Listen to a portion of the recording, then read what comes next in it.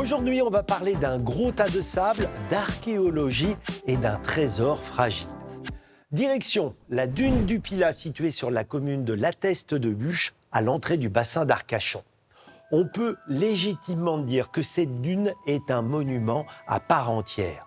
3 km de long, 620 mètres de large, 101 mètres de haut au dernier relevé. Il s'agit tout simplement de la plus haute dune d'Europe. Elle domine le fameux banc d'Arguin, à qui elle doit en partie son existence. À marée basse, le sable retenu sur ces étendues est soulevé par le vent, puis déposé grain après grain. La hauteur de la dune n'a cessé de varier. Au fil des siècles, on a ainsi identifié 4 paléosols, des sols fossilisés identifiables par ces traces noires qui ont conservé des témoignages du passé. À 5 mètres, au-dessus du niveau de la mer, les archéologues ont retrouvé des vestiges datant de l'âge du fer, entre 800 et 500 ans avant Jésus-Christ. Des céramiques utilisées dans des fours pour récolter le sel, des vases et même une incroyable urne funéraire.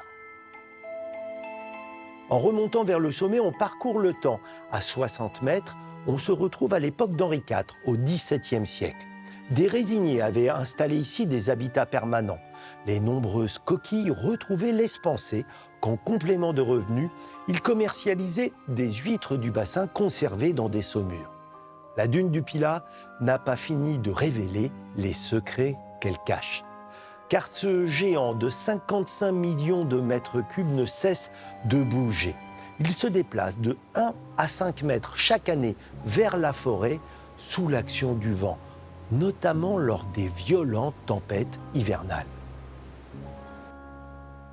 La dune, site classé depuis 1943, est aujourd'hui une star qui attire chaque année plus de 2 millions de visiteurs. L'enjeu pour le Conservatoire du Littoral, propriétaire majoritaire, est de garder le lieu accessible tout en le protégeant.